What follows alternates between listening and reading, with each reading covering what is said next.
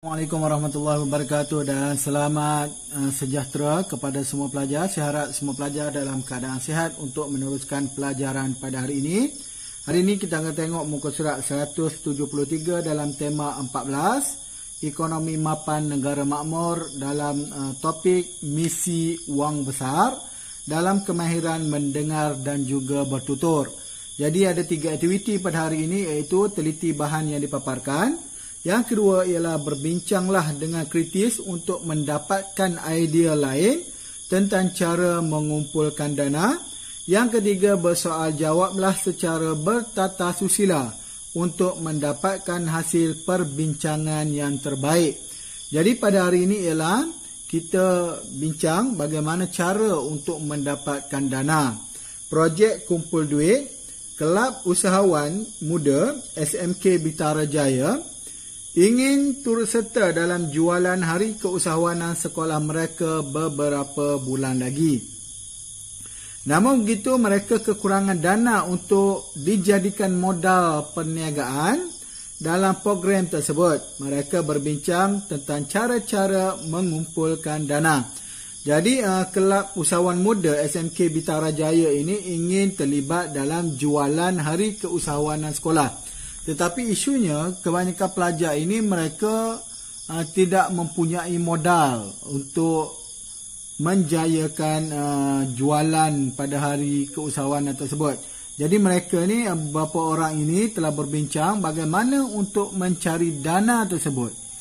Pertama adalah Yana. Yana mencadangkan kita laksanakan projek jualan buah potong atau kerepek. Saya rasa memang untung besar nanti. Manakala Noviana mencadangkan lebih baik jika semua ahli kelab menjual barangan kesayangan masing-masing yang tidak digunakan lagi. Kemudian Li Yichi mencadangkan saya fikir projek mencuci kereta yang paling menguntungkan. Manakala Faris pula, saya fikir tentu ada lebih banyak lagi idea lain yang lebih menarik dan juga menguntungkan. Jadi 4 orang pelajar ni mempunyai idea yang berbeza bagaimana untuk mencari dana ataupun bagaimana cara untuk mendapatkan wang. Contohnya Yana mencadangkan jualan buah potong. Buah potong juga boleh mendatangkan hasil yang cukup lumayan. Kemudian jual barangan. Noviana ni mencadangkan supaya jual barangan-barangan terpakai yang sudah tidak digunakan lagi dekat rumah tu. Kemudian Li Yichi mencadangkan untuk buat projek basuh kereta. Kemudian kita tengok muka surat 175. Mengenai seorang pelajar ini, dia fikir banyak. Dia fikir terlalu banyak. Antara benda yang kena fikir. Antara benda yang kena fikir, apakah lagi perkara yang lain? Ada lagi tak cara yang lain untuk mencari dana bagi mengisi tabung persatuan. Kemudian bagaimanakah hendak melaksanakan projek ini? Kena fikir juga bagaimana projek tersebut nak dilaksanakan. Mencadangkan itu mudah. Contoh nak buat buah potong itu mudah, tapi bagaimana untuk melaksanakan? Mengapa projek ini patut dipilih? Daripada 3 projek tadi, kenapa projek tersebut menjadi pilihan? Mungkin disebabkan oleh hasil yang lebih banyak, modal kecil, untung dia lebih besar. Ataupun ada sebab lain, contohnya lebih senang untuk dikendalikan dan sebagainya. Kemudian di manakah projek ini patut dilaksanakan? Di manakah kalau nak jual buah potong, dekat mana dia nak jual? Kena fikir semua tu. Berapakah keuntungan yang akan diperolehi daripada jualan tersebut? Berapakah keuntungan yang akan diperolehi oleh mereka? Kemudian banyakkah kos yang perlu ditanggung? Selain untung, benda yang paling penting adalah kena fikir mengenai kos. Bila kita buat perniagaan, keuntungan tersebut mestilah kos, untung tolak kos, baru kita akan dapat keuntungan bersih. Contohnya kita jual buah potong RM2, modal RM1, maka kita untung sebanyak RM1. Bilakah projek ini patut dilaksanakan? Kena fikir juga bilakah waktu yang sesuai untuk melaksanakan projek tersebut. Siapakah golongan sasaran projek ini. Okey, siapa yang kita nak jual? Okey, contoh buah potong tadi. Kepada siapa kita nak jual? Kepada orang tua ke? Kepada pelajar sekolah ke? Kepada cikgu ke? Dan sebagainya. Kemudian yang paling penting, apakah risiko yang perlu dihadapi apabila berniaga? Benda yang paling penting kita kena fikir adalah, selain untung, adalah mengenai risiko.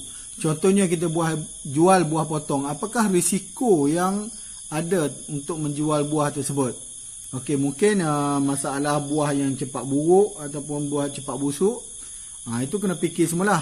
Kemudian kesukaran mendapatkan buah dan sebagainya. Okey, tips untuk berbincang ataupun berunding tentang sesuatu perkara. Pertama, fahami perkara pokok yang dibincangkan sepenuhnya. Pertama, kita mesti kena tahu apakah isu pokok ataupun apakah benda yang kita nak bincang, supaya perbincangan itu tidak pergi lari terlalu jauh daripada topik yang ingin dibincangkan. Yang kedua, berkomunikasi secara terang dan tepat. Okey, ketiga, mengawal emosi. Sebab kadang-kadang ada setengah orang dia tidak boleh kawal emosi apabila berbeza pendapat. Okey, kemudian sentiasa ingat bahawa cadangan anda tidak semestinya cadangan yang terbaik. Bersedia untuk menerima pandangan atau kritikan daripada orang lain. Kemudian berfikiran terbuka untuk menerima cadangan orang lain. Dan seterusnya, mengelak daripada menolak idea orang lain bulat-bulat. Mungkin disebabkan tidak suka, jadi ditolak idea itu secara bulat-bulat. Okey, yang ini tidak sesuai dalam perbincangan. Mungkin idea itu tidak sesuai, tetapi mungkin ada satu benda dalam idea itu yang boleh diambil dan dipraktikkan. Okey, dan akhir sekali, mengutamakan kepentingan semua pihak. Okey, jadi ini adalah tujuan kita berbincang ataupun berunding dalam sesuatu perkara. Macam 4 orang tadilah, dia berbincang.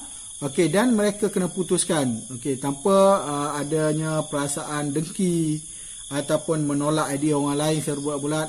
Tak ada. Jadi mereka kena fikir, mereka kena cari solusi yang paling tepat. Okey, kalau dalam konteks 4 orang tadi, apakah projek untuk mencari dana yang paling sesuai? Jual buah potong, jual barangan peribadi ataupun cuci kereta. Okey. Jadi itu saja kita jumpa dalam grup sekolah.